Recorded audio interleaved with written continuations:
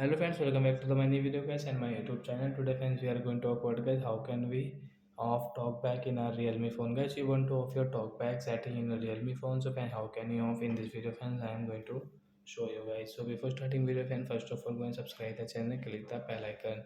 So and first of all guys, scroll your phone with your two fingers, then guys you can off your talkback setting. So we will scroll it friends. So guys click on your phone setting with one finger and guys double tap. Once you can see your phone setting here, so I scroll it. Guys click on your system setting and guys click on your system setting and guys double tap. Then guys click on your accessibility, one tap and double tap. Guys click on vision, guys double tap.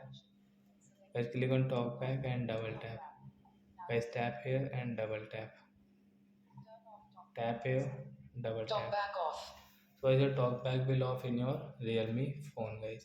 So like that guys, you can off your talkback in your realme phone. So that's it guys, thanks for watching the video friends.